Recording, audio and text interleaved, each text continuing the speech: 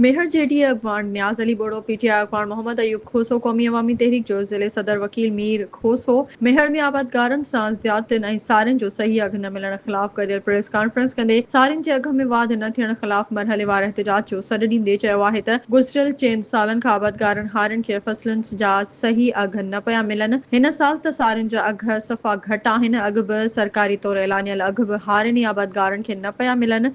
भाण महांगो आहे, फसल ते ख़र्च तमामु घणा आहिनि, पर सरकार सारिन तोड़े कणक जा अघ सही न ॾेई आबादगारन हारिन जो मुआइशी क़त्ल करे रही आहे। माण्हू सख़्त परेशान आहिनि। महांगाई जे दौर में आबादगार हारी ॿिन वेलनि जी मानी लाइ परेशान आहिनि। आबादगारन जी परेशानी ते सरकार को बि ध्यान न पई ॾिए। सरकार जूं पॉलिसियूं हारी दुश्मन पॉलिसियूं आहिनि। सरकार ज़राअत खे हथ वठी तबाह करे रही आहे। सारिन जो अघ 2300 आहे, पर उन मां निकिरंदड़ अटो ऐं कटे जो बि अघ वधीक आहे। हुननि चयो त सारिन जो अघ सही न मिलण सरकार जे हारी दुश्मन पॉलिसियुनि ख़िलाफ़ ईंदड़ सूमर खां तालक अस्पताल मेहर खां घंटा घर चौक ताईं एहतजाजी रैली कढी वेंदी ऐं हारिन आबादगारन सां थींदड़ ज़्यादतियुनि, सारिन जे अघ में वाध न थियण, ज़राअत खे तबाह करण वारी साज़िश ख़िलाफ़ गॾियल एहतजाज कयो वेंदो। अगर सरकार आबादगारन सां ज़्यादतियुनि जो अज़ालो न कयो, सारिन जा अघनि में इज़ाफ़ो न थियो त पूरे ज़िले में एहतजाज कयो वेंदो।